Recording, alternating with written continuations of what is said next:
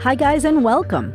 This is Jen Gaeta Siciliano, artist, memoir writer, bipolar psychiatric survivor, and your host of Not As Crazy As You Think podcast, the place that offers an alternative perspective on mental illness, highlighting creativity, non-conventional healing, and breaking on through to the other side. If you are ready for a new narrative on the mental realm that celebrates crazy and cool without penalty, then Not As Crazy As You Think is for you. Hello, this is Jen Gaeta Siciliano, your host of Not As Crazy As You Think podcast. Thank you for joining us again today. Today we have a wonderful guest with us. I am so happy he was able to dedicate his time. His name is John Gerrard, and he's the author of the new book, We Make Clocks, Not Time, My Lived Experience with Psychosis, Creativity, and the Ideas That Have Helped Me. John's a multidisciplinary artist with a focus on visual art. In his teens and 20s, he was active creatively as a musician, touring across North America and playing locally.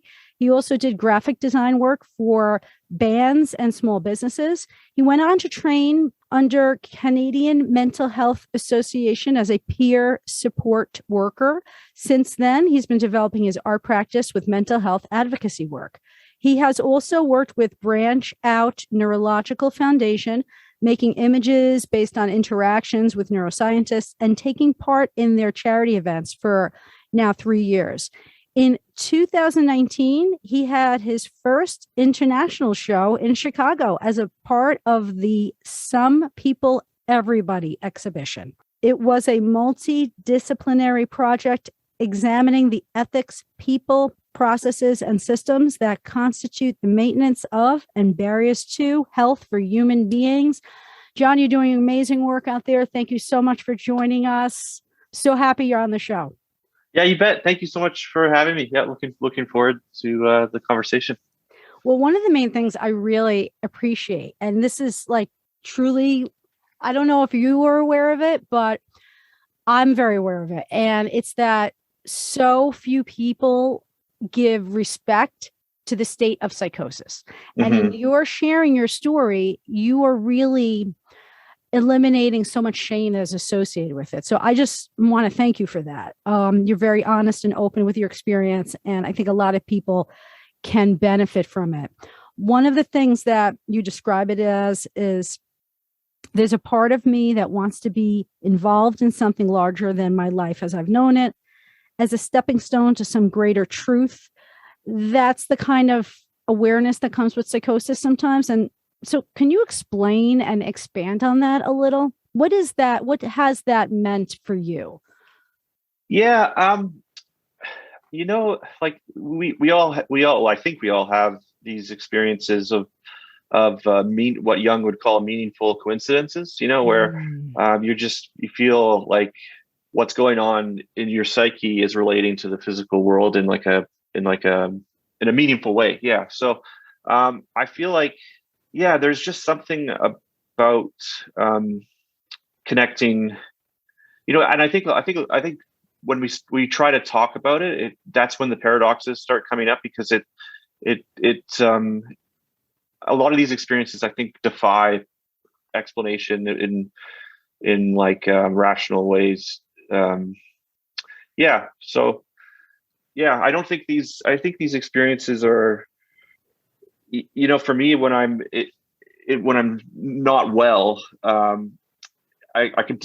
it's almost like these experiences are just overwhelming. So I think sometimes when we experience these sorts of connections or even disconnections, it can be really overwhelming.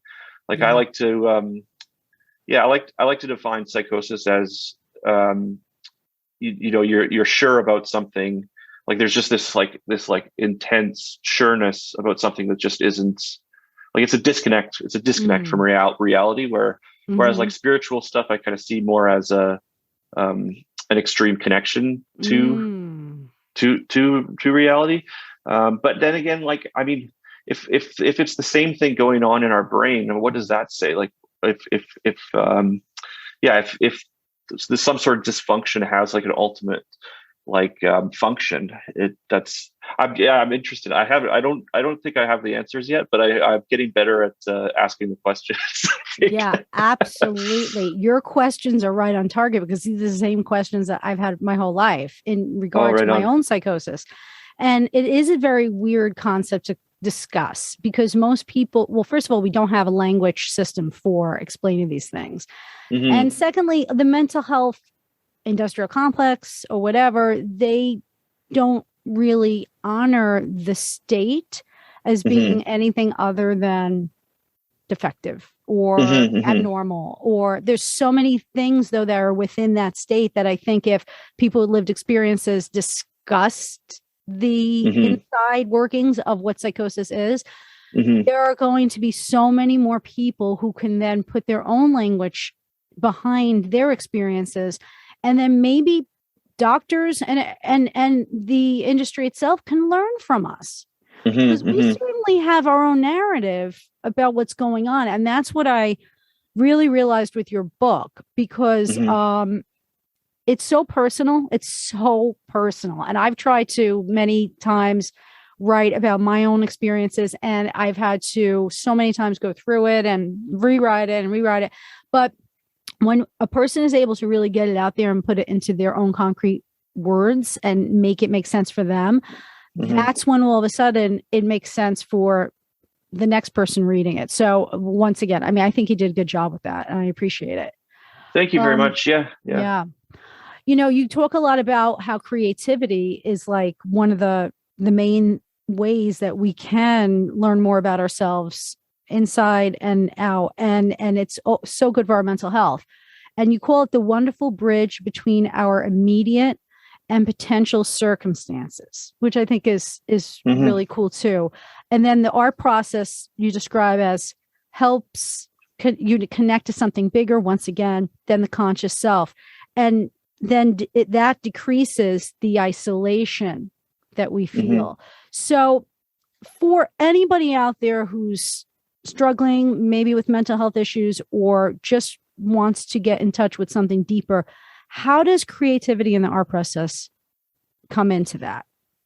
Yeah, I think it's huge because I think it not only it connects ourselves with ourselves, but like by creating something tangible, I can reflect on it. Like I can, I think writing is really wonderful for that, where you can, I think so often like ideas and things can swirl around in our heads in like an awful repetition, and we're not always aware of how damaging that can be. But with art, you can kind of, like I said, create something tangible that you can reflect with. And I know for me, it's kind of a quest that I've gone on with my writing and with my art, to, figure out these questions of identity and whatnot. But I mean, for others, it's something that, requires the safety of like a mental health professional, to come alongside someone. I think like there's this parable, you may be aware of it, where there's like there's these blind people around an elephant, and like one person is by the tail, and so he thinks it's a rope. One person is by the ears, and so he thinks it's a cloth. And like, so I think how art plays into that is it helps us connect our different perspectives and kind of create this like collage of an elephant, and it's not quite like with these kind of ineffable experiences. I think it's reductive to say they're either right or wrong. Like I think they lack the criteria to be proven one way or the other. They're just, it's experience. And I think like I as like someone who's experienced psychosis, I don't know, one of the big messages of the book is that you don't have to be ashamed to, if you've been in those headspaces, and there may be value. But I am cautious with that, because I think there's a danger if we kind of over spiritualize psychosis, or like that's not a helpful thing for everyone. Like for some people, it's important that it's just noise. Because I think like there's two poles as far as I'm concerned. There's like the idea that these things are genetic, they're diseases, And so, and then on the other hand, it's like there's been that history of like demonic possession and like, you know, so like it's you, if you're sick, it's because of something you did, you know, which is, I don't know, like I explore free will a lot in the book. You do. And you know what? It's an interesting thing that you bring up, because I have forever dealt with this, you know, hearing the two narratives, right? I feel like with the whole self-determination and free will component to psychosis, you know, and bringing that in terms of how, you know, we have to like balance those ideas. You could look at genetics as more than just passing down one gene at a time. You can look at inheritance as family psychic battles, you know what I mean? Like all these kinds of things that are the teachings that are passed in a family, personality types that tend to not be honed in or you know, like refined. And so I find it really interesting that, you know, you deal with this too, because you point to how this is problematic to finding understanding behind the causes of mental illness. And that what you say, it's toxic to say, okay, well, you are alone responsible for your sickness. Okay. Your decisions alone. But then this idea of being pre-programmed in genetics, especially when there's no proof of that. And that's well established, but you know, we're still going along that route. I know, at least in America, because we put so many billions of dollars, private and public, into the Human Genome Project, which was really, really dedicated to finding mental illness, genetic factors. And they just didn't do it. They did not go down that road. However, I mean, there has been a lot of progress in neuroscience with finding, you know, links and what's going on in the brain at the time these things happen. So I guess my overall question then is, how can we keep it in our heads so that there's a balance to this? You know, like I like to think of choice as being this sort of double-edged sword. If you say you have a choice, you're kind of opening up the door to shame and guilt and those sorts of things. But then if you say you have a choice, you also are opening up the door to get better, because you have the power. You have the power to get better. So, but I think so much of life is like figuring out what's in and out of your control. And there's like, you know, like I'm interested too in like personality systems and how, you know, like I'm an INFP. Explain that for the listeners who aren't aware of that. So yeah, the Myers-Briggs system was based on Carl Jung's work. He sees that there's two irrational processes, which is like gathering information, which is sensing and intuition. And then there's the rational, so-called rational processes of feeling and thinking. But anyways, like it's kind of part of like the INFP, I guess, diagnosis is that I don't like mundane tasks, which is true. I hate mundane tasks. Right. But like, do I just resign? Just like, sorry guys, can't do mundane tasks. Like I'm just an INFP. Like that's just me, you know. And so I think there's like this kind of danger with the kind of abstract objects we create or discover. That's a big theme of the book, is whether, you know, like we create these diagnoses, or do we discover these diagnoses? Right. Yeah. Well, yeah. And I think it's interesting. I love how you talk about this idea of, you know, personality types. I have always, from the very beginning, from when I was labeled, said to myself and everybody else, I just think it's my personality. Like I have flaws in my personality. I have, you know, issues in my personality, whatever. And I never wanted to see myself as an illness. I still don't see myself as a disorder or an illness. I see myself as a person with flaws, you know, that I've really gotten really good at working on. So, you know, it's totally possible. They are finding, for instance, that when people are told that they have, like, say, a biochemical imbalance, you know, and that's discredited now, but the biochemical imbalance and there's nothing you can do about it, what kind of thing, people are automatically, they have worse outcomes. So just believing that we have power I know personally for me, has empowered me so much more. So yes, these things in our personalities, or whether they lead to sickness at times, or they lead to creative explosion, moments of explosion at other times. I think it's important to learn that self-love within that. Yeah, absolutely. And not just it's because to look at yourself in the mirror and just say I'm a walking illness, that's very dangerous as well. Yeah, I think especially this like with psychosis, if you're all of a sudden labeled a psychotic, you think like, oh well, shit, like that I'm now a part of this club that is like dysfunctional, violence, yada yada yada, and I think we run the risk too of when if we call someone something, they might resign themselves to that fate of being that something, and then they might feel justified to be so-called deviant because of the labels we as society have given them. Yeah, absolutely.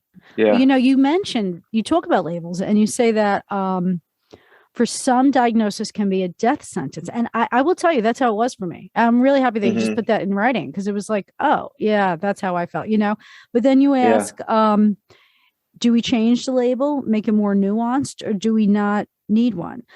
But it's interesting because, they're working on the next DSM already and discussing possibly getting schizophrenia relabeled.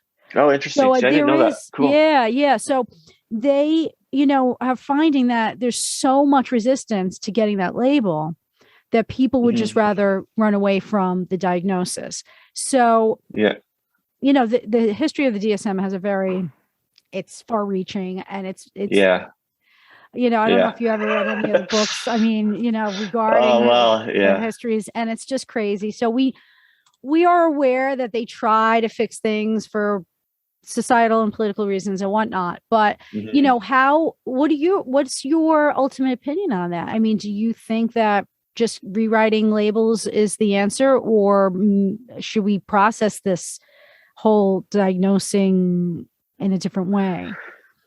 Yeah, I mean, language is I heard once that if you want a truly accurate language, you need a dead language. Yeah. So I think our understandings of what these words are, it's very fluid. My definition of psychosis is going to be slightly different than everyone else's. Right. But there is I'm not to be so cynical. There is a sameness.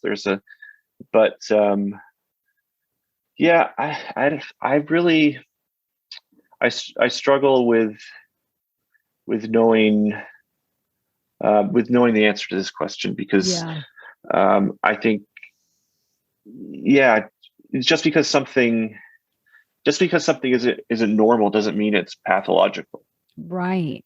There's a book out right now. It's written by Roy Grinker, I think his name is. It's called Nobody's Normal. And it has to do with the labels or the stigmas of mental illness. Yeah. And his family came from a whole line of psychiatrists. So it was very interesting to hear his take. He didn't become a psychiatrist. He became an anthropologist. But his take was that, the word normal was just originally not even used in the way we're using it now. Originally, it was used as like a way to describe what is the average demographic. Yeah. So now it's become like, okay, it's the thing we want to strive to be. And I was like, when I was growing up, I was thinking to myself, oh my God, the last thing I want to be is normal. Like, I just want to be myself. And I know I don't really fit in so great, but I think that's a good thing because I have talents that stand out. So in other words, all of this narrative that I was coming up with throughout my life, when the psychosis hit, when the label hit, it was all about like, well, none of that counts. You're sick and we're going to start here. There's your new identity. If society wouldn't move forward if everyone was normal, like it's these outliers who create value and or give us vision. Visions, not necessarily in like a blatantly spiritual way, but just like science fiction writers. These people aren't always normal, are they? But like, how valuable is science fiction? I think science fiction is incredibly valuable. So I think it's like that sort of, so there's like kind of tension between freedom and belonging. Like we need to be free to be able to kind of create and move forward, but we also want to belong. Like we also want that sort of sameness with our community. So if our role in the community is like, we're labeled as deviants, it's not very productive. But I mean, I also think a lot of psychosis is very unproductive, and that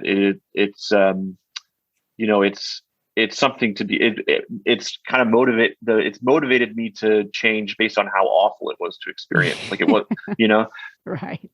If more people would find the courage to tell their stories, then, for instance, this is a quote that you wrote. Okay. And language is so important.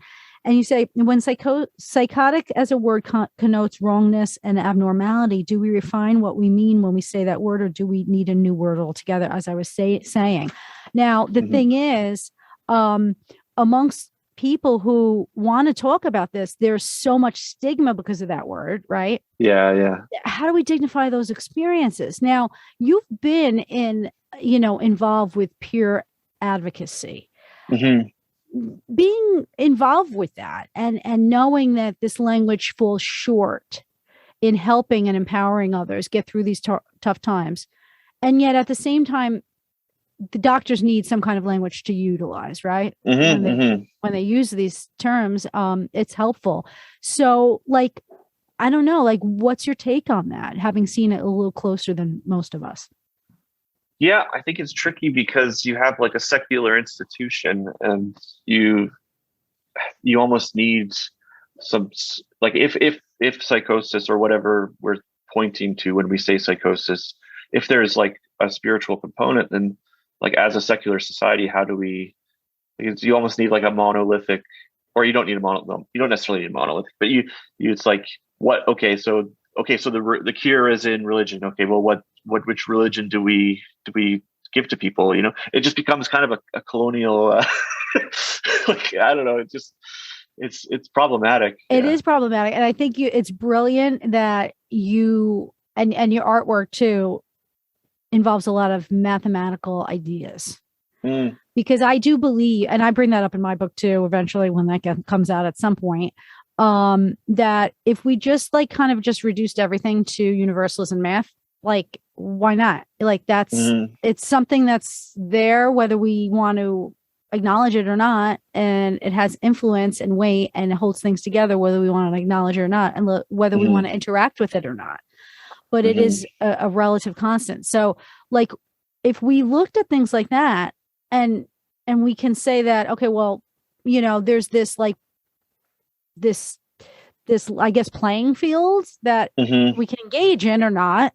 Why can't it be looked at as spirituality or the essence, or that, that the nothingness that is everything at the same time? Why is it that that's so off limits? I mean, like, there's something deeper, there's something non-local, and there's something outside of myself that's a little larger than myself, that probably kind of can contain more answers than my little mind can.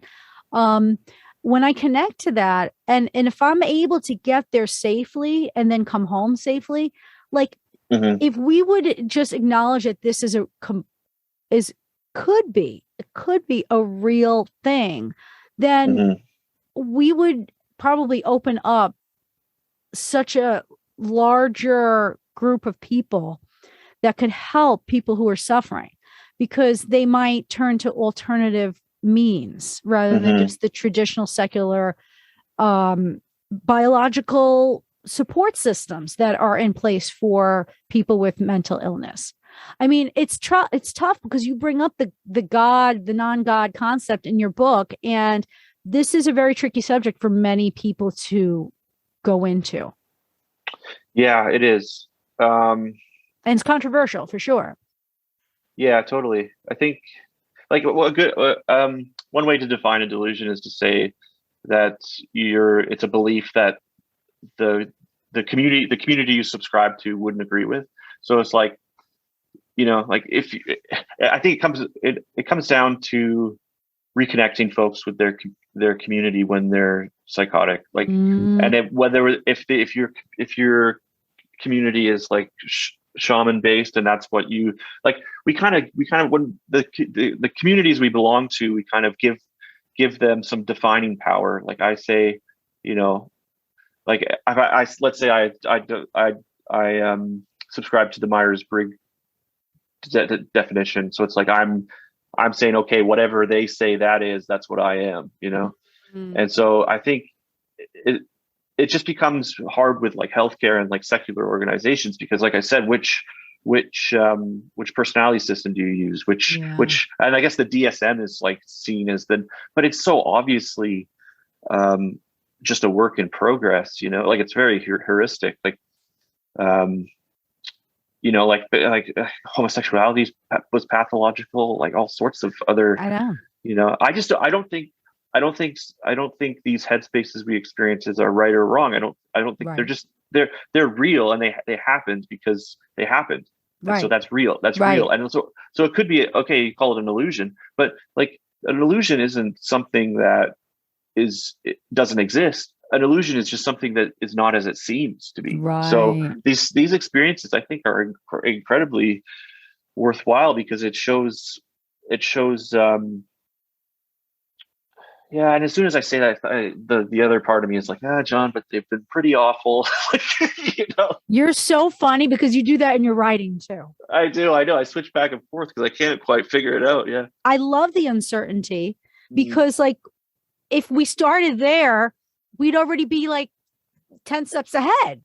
Yeah. It's the certainty that has always hurt me personally, when, say, the medicalization of it, they were just so certain about it. And I'm thinking, yeah, but I have a different perspective. Does my point count? Like, which it never did. That's, my friend, that is the peer support mantra. Is like, your lived experience is valuable. You're, like with this book, I hope to be kind of speculating and dancing around the issues, and honoring the fact that what I've gone through, like I have a making it sound trivial, but I have a say in what that means and what that is. Like I think there's these like if you reduce views into two views, there's like that, the insider perspective, and then there's like that third person where there's like distance, and there's an object that's created from that distance. But yeah, the lived experience is super worthwhile, but it's just, I find paradoxes start coming up when I try to talk about it, because it's like, how do you explain that feeling of just like pure connectedness and pure, and okay, so you use a word to use it, and then so that begs the question, well, what does that word mean? And so you use a word to define that word, and then that begs the question of what does that word mean? Yeah. I know. And like at some point it just is like, like you just say, it's just like, I don't know, there's some, like for me, there's two questions at hand when we talk about the spiritual. Like we can say that this reality, this metaphysical, this beyond the mundane exists. And that's one claim. And then another claim is to say what the nature, like to be able to describe the nature and to be able to fully relay what that experience is. And I'm pretty agnostic with the second one. But I've learned that there is some sort of beyond the material. I wouldn't necessarily say metaphysical, because I think it exists here in our physical realm. It's just not matter, it's mind. And like, what's the nature of minds? And like, I just love philosophy so much. But I guess as an artist, I feel like it's not my job to have these like concrete claims, but just to kind of spark conversation about it. There's a lot more of a movement right now in philosophy of psychiatry. So that excites me, because if, let's face it, like the psychology comes from the root, right? Psyche. Yeah. Soul, spirit, animation. Yeah. So it's like, why are we going so far off track just to get, big pharma coverage? I mean, that's really what it is here anyway. It's so much of a business that I feel it's hard for me when I know that people go through stuff in America for me to encourage them to go the route of a traditional psychiatry, because there's such a money-making component to it. And I don't always know how helpful it is. Now, I am all for therapy because, it's helping me. It's continuing to help me throughout my life. I do believe that, there's a million other things we can do. And certainly, no judgment towards any medication as well. There's things like that to help. I'm on cannabis treatment. I'm actually tapering from meds for after 27 years. So, and that seems to be going well. But, and the cannabis treatment, interestingly, is like for making sure that the withdrawal symptoms don't overrun my life. Okay. Yeah. Because it has inflammatory, properties or anti-inflammatory. And it's interesting because you have to weigh the goods and the bads and the costs again, health wise. Right. So how do you figure out, cost benefit ratios if what's being presented to you is, at least here in America, with the intention of maximizing profit? It's very hard for me to wrap my mind around that. So like, in other words, my medication is free in big pharma, but when I want to go for like hardcore therapy, that's really going to like take me into like dream analysis and, like things that I think would be helpful for psychosis, then I have to pay a lot more out of pocket. So there's no support. The only thing that's supported is something that can be diagnosed by the DSM, could be then factored into the healthcare system, and can be, given by prescription by big pharma. And this is, it's a system that is there and it can work, but it doesn't always work for many. So, I'm looking forward for the day of true reform. But I don't know, in your opinion, what does that take? I mean, I know that it sounds like in your book that you have benefited in many ways from the traditional system that's in place. Yeah. I mean, I think anytime you mix health with profit, I mean, it's just a recipe for disaster. Yeah. I mean, they have a whole different system there, right? In Canada? Yeah. I mean, it's different. I read this book, and it was focused on the social, on like the causes being social and not biological. But one takeaway from that, Models of Madness, and is that, okay, so these pharmaceutical companies, they want the problem to be biological, chemical, or whatever, because they themselves are offering a biological chemical solution, right? So I don't know. I think it's there's nuance here, because I mean, everything we do changes the brain. It's not just pills that we take that change the brain. Like everything we do changes the brain. I mean, medications, I think, has been super helpful, but I don't know, like this whole like despite, neutral, or because, like, is it because of the medication? Is it despite the medication that I'm doing well? Is it neutral? It's really hard to isolate the variables as to what's kind of caused.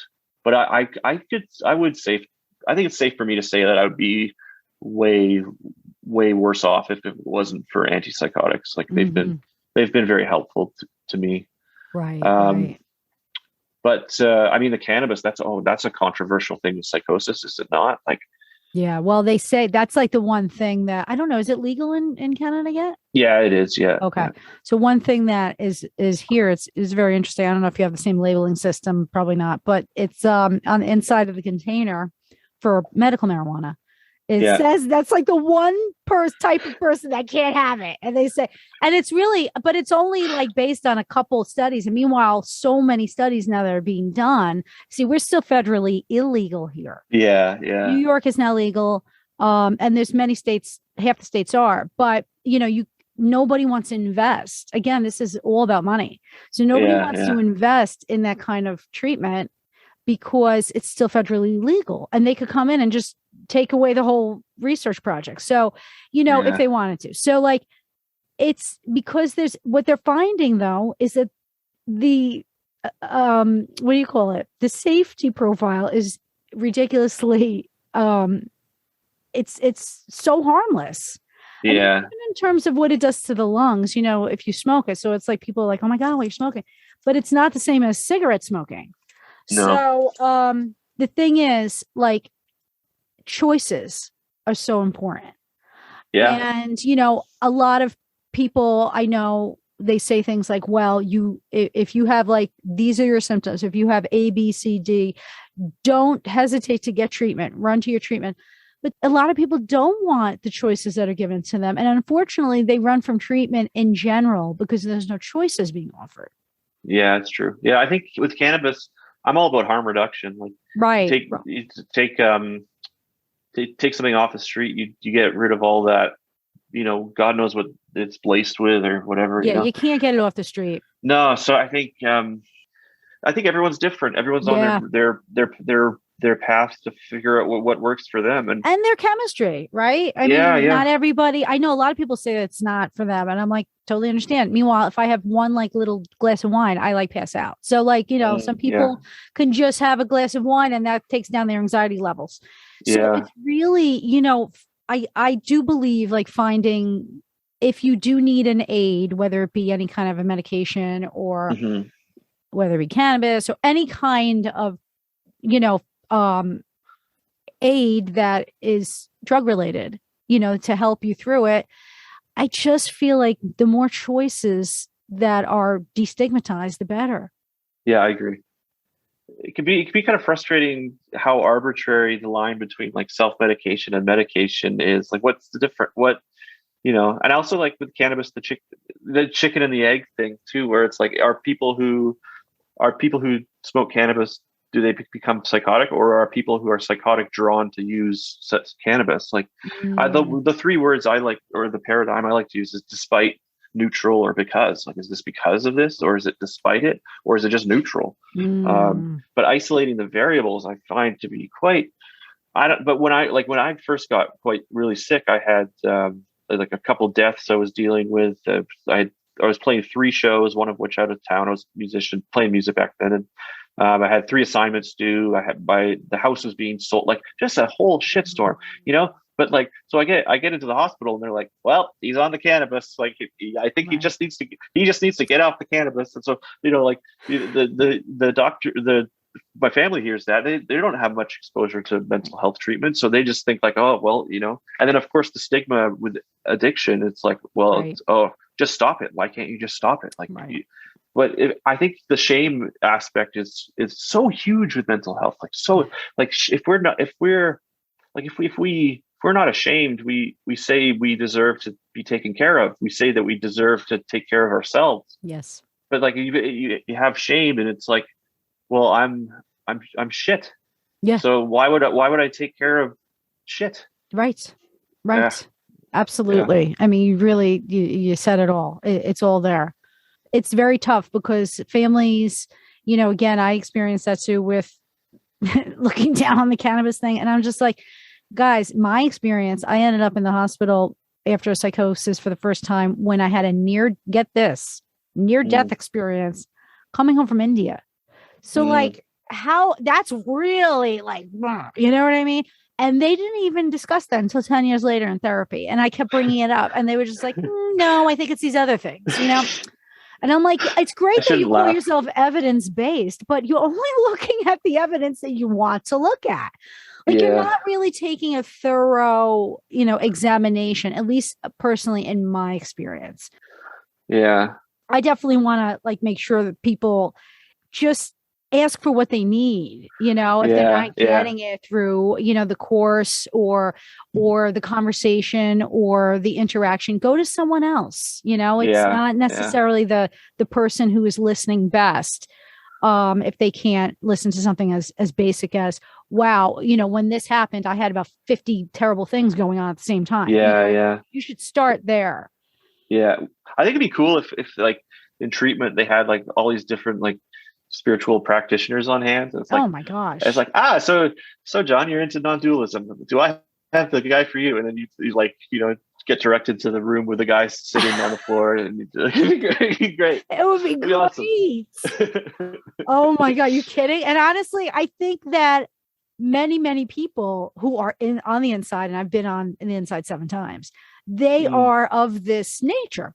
You know what I mean? Philosophical types, the creative types, the people who think a lot. And certainly we want those people to be bolstered in society, it's not always totally. Like just the criminal nutsy mind, and that's like where, when you finally get in and when you get medicated and you're sitting there and you're looking at your peers and you're thinking to yourself, you know what, I know what everybody's thinking about me now that I'm here.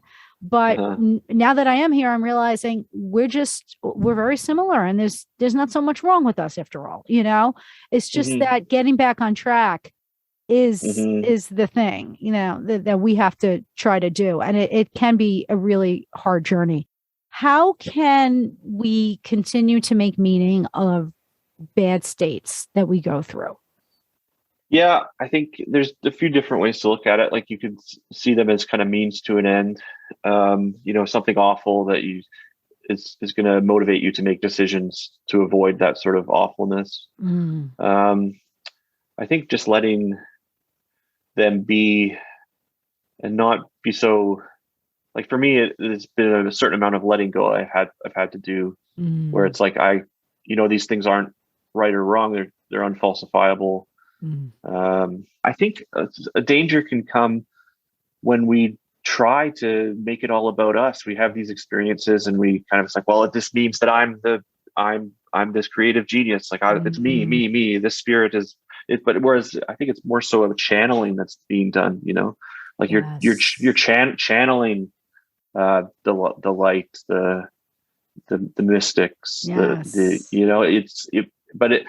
maybe it becomes psychotic when you kind of try to reduce it into your own thing, where it's like, oh, I've got this map of the soul, or like, now I've got, well, like, the people have been trying to figure out this for a while, John. Like, that sort of humility has been important for me to embrace. Like, and I think when you've been, so out of it, you recognize how fragile our perception is. And so it's a humbling thing to have been psychotic, because you realize how out of hand experience can be. And I think that's made me more compassionate of a person. Just knowing that there's such a variety to this life. And I think with there's that Shakespeare quote, there's more to heaven than on earth that can be dreamed of in your philosophy. Like, I think that is such a brilliant, like, we can try to reduce things and, talk about them. And I like the philosopher Wittgenstein, and they wrote this book, and he thought it solved philosophy. He's like, I've solved philosophy. That's it. And then, like, he later was like, no, actually, I don't think I did. It's, but it was just this, like, and you go back to read it, and I guess it goes to show what I was saying earlier about how, if you want a completely accurate language, you need a dead language. Because, like, he wrote this at a time when these words meant different things than they mean now. So, like, I'm reading this, and I'm like, my idea of what, a state of affairs means is different than what he was. So, like, so much of philosophy is like digging in and trying to figure out what was actually being said. Yes. I have a lot of respect for philosophers. They're rock stars, in my opinion. Yeah, I agree with you, because they really go there, and and a lot of how you write is very philosophical, which thank you, which I appreciate, because, like, I really want to emphasize this to anybody who's listening who has lived experience with psychosis. This is a great book, because it's the kind of thing that I wanted to read probably for decades, and it wasn't out there. There's nothing like that. There's nothing like this out there, where a person comes forward and says, listen, I'm just gonna, like, tell you what it's like, and I just found so much of my own tone in that. So and even in the little snippets that you have it in italics, and I'm assuming that that's because you wrote it during that time period. It's meant to be like the sort of other me, or like when I was quite sick, or I think I quote Jung at the start, where it's like, inside of us there's someone we don't know. I'm paraphrasing, but because I think that relationship to our subconscious is so interesting. Like it is. And I love how you just mentioned like this idea that when you are in the state of psychosis, sometimes you do think that you've just like revealed you just figured out the solution to all of mankind's problems. I know what that is. And it's lovely, but it's awful at the same time. You know what it is though? I think now that we're talking about it, and this is why it's so important to talk about psychosis, because now that we're talking about it, I'm starting to see, we're discussing that there's this sense that you're connecting to something larger than yourself, whether it be, whatever that infinite space is. And then you're trying to make sense of it inside this ego. Yeah, exactly. Right. Yeah. So it's like, because it's just almost like too big. And then you're trying to get it back in here and you have nothing to go on except your own personal identity as to how you're processing it and everything. So it does become something so overwhelming. Yeah. But again, the people who are offering the help, sometimes, because I believe personally, and that's why I think this book is important, they don't have anything to go upon when they want to, there's no real documentations of people discussing their experience about psychosis that doctors actually look at. And that's because in 1980 with the DSM-3, they eliminated context from being something that was necessary in order to diagnose psychosis. So they're not looking at really what you're saying. And that's what bothered me. Whenever I looked at the reports, it was always like, she's rolling her eyes, or she's, all the same, like little description words, oh, she's, expansive, or she's, it's just, they're just looking at me like I'm a rat, and they're just kind of like taking apart my, how I'm looking on the outside physically. And I'm thinking, but there's so much going on here. And don't you ever want to hear about that? So I do feel that there's a big, flaw to our system when it comes to understanding context of these things. And I do believe that if we, again, for one, included lived experience in with how doctors are being taught on these issues. Yeah, that's huge. It's huge. And they're not. I mean, just recently I went to, it was in 2019, it was before 2020. I went to this thing at Wesleyan University in here in Connecticut. And it was like I sat in on a seminar where they were like teaching the students like psychiatry things. And I was just like, oh my God, the way they're talking about me. I was going to say a few things, but now I'm afraid if I say anything with the slightest tone of irritability, they're going to cart me out and make sure I get onto the quickest ambulance to go to the psych hospital. I was terrified. So that's just not healthy for society to progress in any way. No. Well, that lived experience, that view, I was, talking about the different views we have. I think doctors are trying to make objects that they can relate to other objects, which they could then create solutions based on the interaction of the objects. Yeah. But the lived experience, the narrative aspect, whether shame and whatnot, these are, and I think peer support can help bridge that gap between doctor and patient, where, but like I said earlier, so we want to spiritualize care, right? Well, whose spirituality do we use? Right. Whose system? So I get why it's so complicated, but I really hope my book can be. I just want to be part of the conversation. Exactly. I'm not saying I have any answers. I just think this is how I've seen it. This is what I've done. This is some of the unreconcilable things that,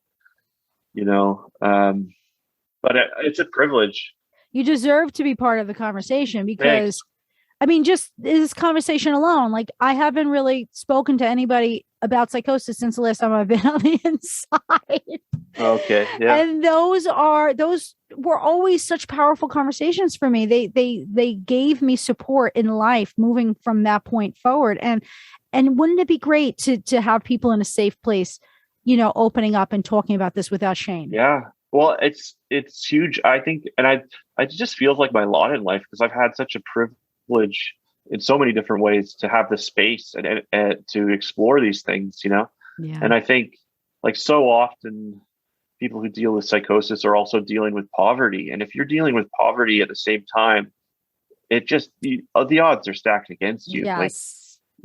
But so it just feels like my lot in life. I really feel like, quite honored to be able to talk about these things and be a part of the community. Or it's this is my first podcast since the book release, so I'm just hoping it's one of many. And yes, please get out there as much as possible, because you're using language that people like me and others understand, and you do share a lot. You discuss how you were in a psychiatric hospital for 3 months. Well, it's 3-month long stays. 3-month long stays. So 3 separate stays. Yeah, 3 separate stays. Yeah. And that's quite a long time. I mean, I know that some parts of it were traumatic, and then at the same time you felt it was also helpful.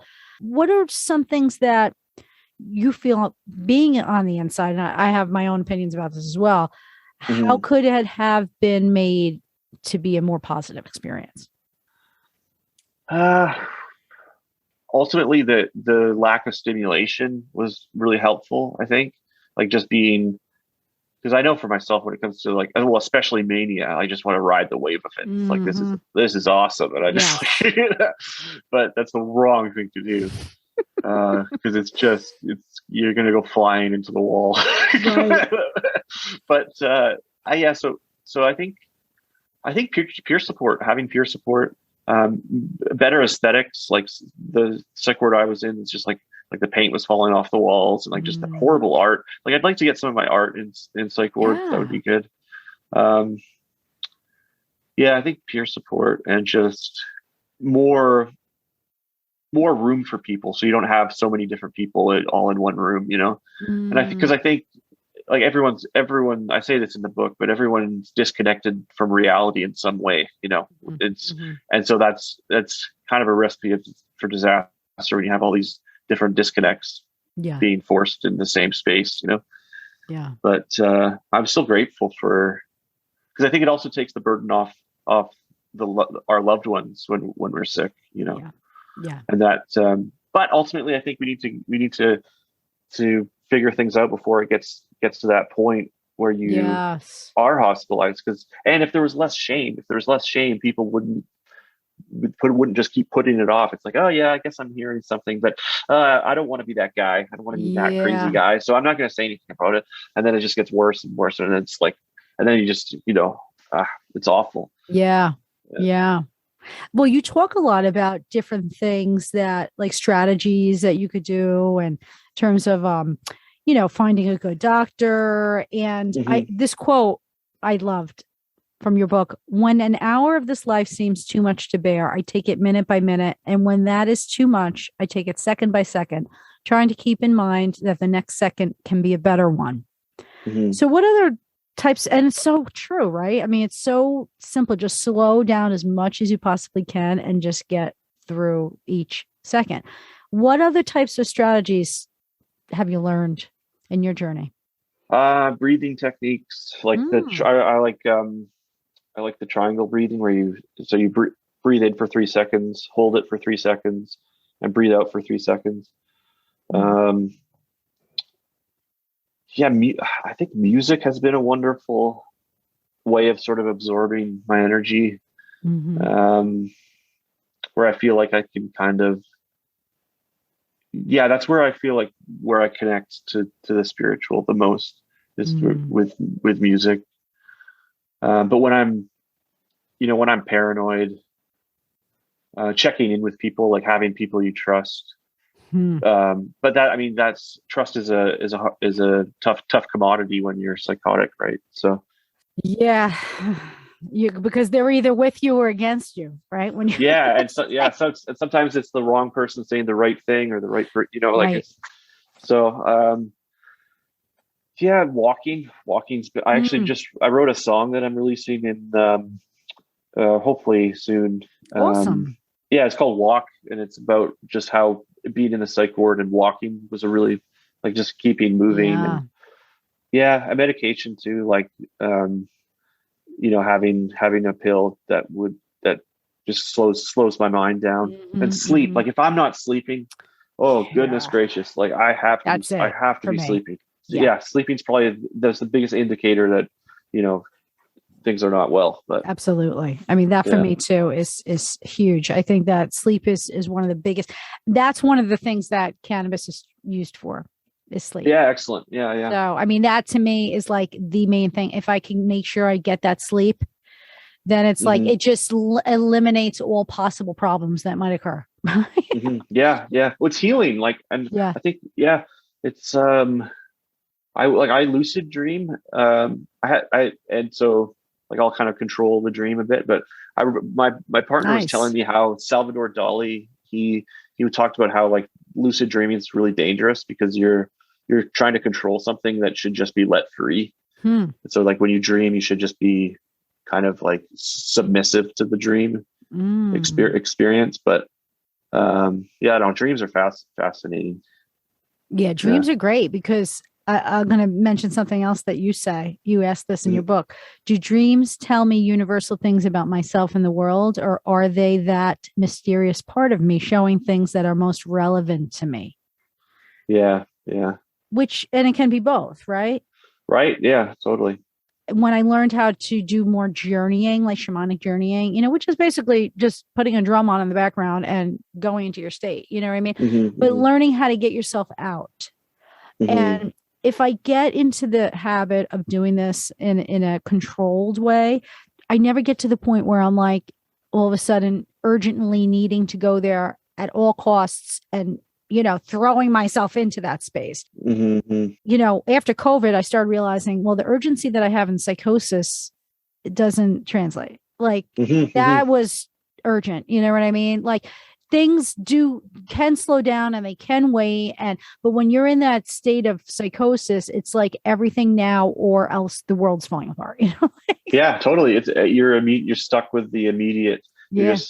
You're almost like animalistic in a way. I think that might be a controversial thing to say, but like there's periods when I was in the hospital where I just totally blacked. Like I don't remember what I and that's vulnerable.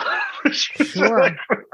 Yeah. Like not knowing. Oh, that's the worst. But like I said, getting used to the unknown has been an important part of my recovery. Like not always having the answer, not needing to like have the holy grail of images or whatever. Right.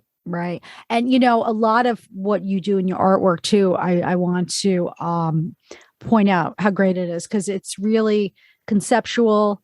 And you use a lot of like words and like data looking images and things that crop up in psychotic experiences. I know I've experienced that too.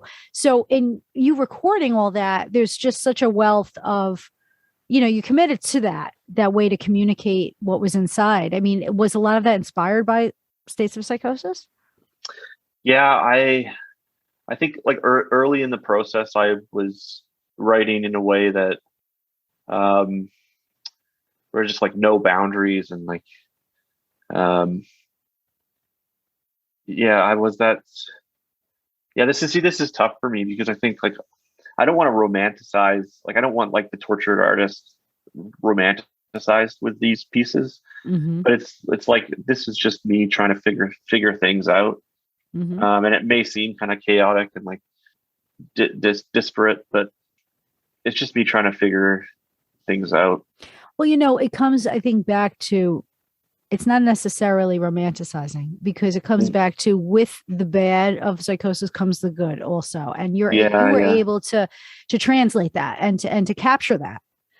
So I appreciate that as an artist because I'm like, see, this is what it leads to sometimes. Yes, we don't want it to get there to get that result, but sometimes at least you're able to capture something and take it, take it out with you, take it, you have that as your prize, Yeah.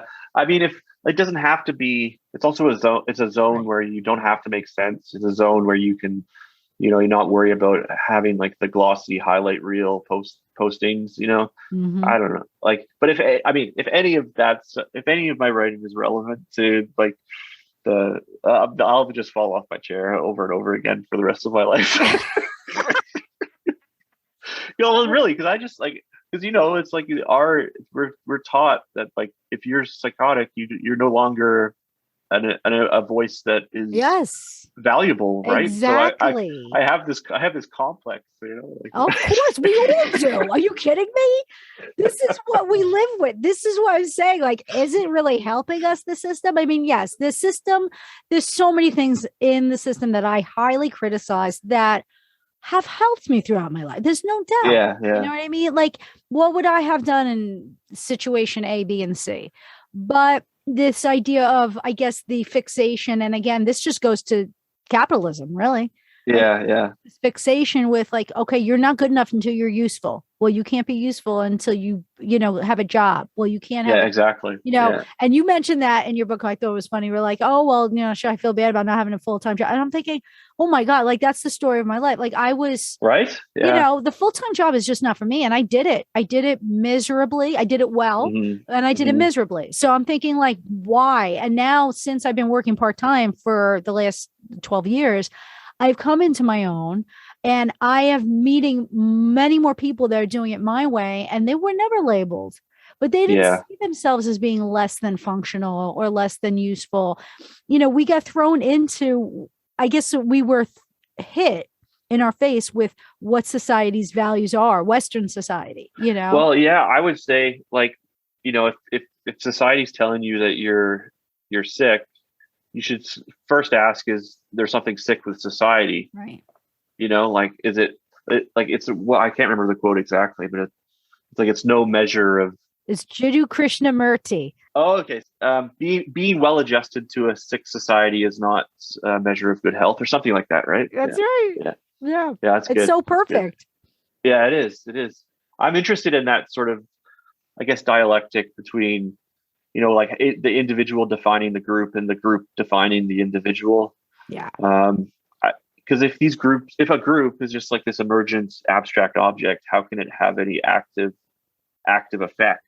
But then if that's, I'm fascinated with abstract objects, like, because it's like mind objects. Like, what's a mind object?